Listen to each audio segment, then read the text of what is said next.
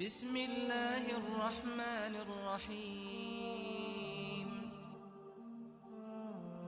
میں سب سے پاک گھر کی مثال دیتا ہوں، سب سے پاک جوڑا نبیوں کے بعد علی و فاطمہ۔ ہمارے نبی گھر میں آئے، بیٹی کے تو اب تھوڑا غمگین بیٹھے۔ آپ نے کہا کیا ہوا؟ کہا میرا اور علی کا جھگڑا ہو گیا۔ کہا علی کدھر ہے؟ کہیں باہر نکل گئے۔ تو آپ نے خود علی کی تلاش میں نکل پڑے، یہ نہیں کہا میں بیٹی کا باپ ہوں، میں کیسے جاؤں داماد کے پاس۔ آپ خود چل پڑے تلاش کرنے۔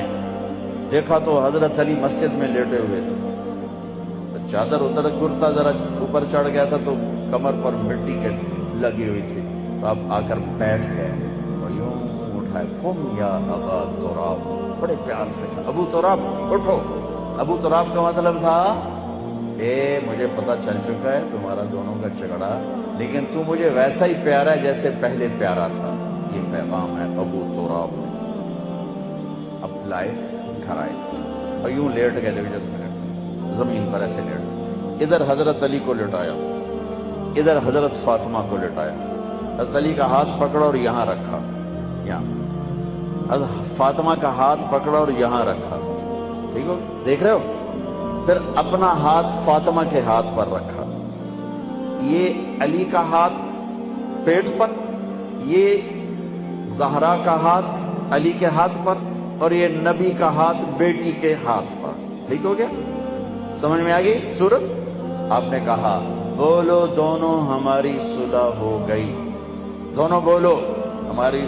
نہیں پوچھا ہاں بھائی علی کیا مسئلہ ہے، ہاں بھائی فاطمہ کیا مسئلہ ہے۔ مسئلے پوچھنے والے ہور لڑائی پواتے آ جاتے ہیں، یاد رکھیں اگر صلح کرانی ہو مسئلے نا، ہاں بھائی کی گل ہے، تو دس بھائی کی گل ہے، تو دس بھائی کی گل ہے، تو دس بھائی کی گل ہے، وہ ڈھیر چوکھا جھگڑا پاتے آ جاندے، پہلے نالوں میں کم اگاں لگا جاندہ ہے۔ آپ نے نہیں پوچھا علی ہاں کیا ہوا، فاطمہ کیا ہوا، چلو بولو صلح ہو گئی۔ انہوں نے کہا یہ ہماری صلح ہو گئی۔ بس آپ اٹھے باہر نکلے، اتنا خوش کہ آپ کے جہاں سے نور نکل رہا تھا ایسے جگمگ۔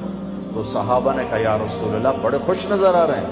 کہا علی و فاطمہ کی صلح کرا کے آ رہا۔ میرے بھائی بہنوں صلح سے رہو، محبت سے رہو، یہ گزرگاہ ہے، گزر جائے گی۔ یہاں آئیڈیل لائف تلاش کرو گے نہیں ملے گی، گزارا ہی کرنا ہے، گزارا ہی کرنا ہے۔ ہاں اگر زندگی کو خوبصورت بنانا چاہتے ہو اپنے اخلاق اچھے کریں، ہم اپنے اخلاق اچھے کریں، زبان کا بول میٹھا کریں، صحیح سنو صحیح بولو، غلط نہ سنو غلط نہ بولو۔ دیکھو انسان سب سے زیادہ اپنے آپ سے پیار کرتا ہے، سب سے زیادہ اپنے آپ سے پیار، اپنی وجہ سے ہر ایک سے لڑتا ہے، بیوی سے، بچوں سے، ماں سے، باپ سے، بھائی سے۔ تو تم چاہو گے کہ اپنے آپ کو گندا کرو، اگر آپ کسی سے نفرت کرو گے تو وہ گندے جذبات آپ کے اندر جائیں گے، آپ کے اندر گندگی بھر جائے گی۔ اپنے آپ کو گندا کرنا چاہو، کسی کی غیبت سنو گے تمہارے اندر گندگی بھر جائے گی، اپنے آپ کو گندا کرنا چاہتے ہو۔ کسی کی برائی سنو گے تمہارے اندر زہر بھرے گا، اپنے آپ کو زہریلا بنانا چاہتے ہو۔ ایک نئی ریسرچ آئی ہے، جو لوگ نیگیٹو سوچتے ہیں، نیگیٹو بولتے ہیں، انہیں جم جانے کا کوئی فائدہ نہیں، جو کہ کھوپڑا خراب ہوئے ہویا، اوپر سے میسج سارے نیگیٹو جا رہے ہیں، جتنے مرضی ڈانڈ بیٹھ کر کٹی جاوے، یہ دے پلے کا نہیں پڑنا۔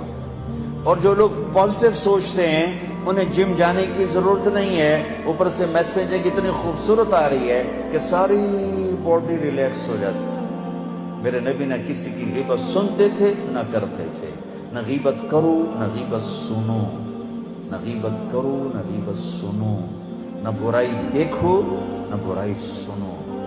انسان کے اندر نیگیٹو پازیٹیو نہیں ختم ہو سکتا ہے، نہیں نہیں نہیں، ٹھیک ہے؟ اب نیگیٹو کدھر چل رہا ہے؟ یہ امجد کیا کرتا ہے، یہ انسان کیا کرتا ہے، یہ یوسف کیا کرتا ہے، ساری نیگیٹیوٹی ادھر جا رہی ادھر جا رہی ادھر جا رہی ادھر جا رہی۔ اب تم کیا کرو گے؟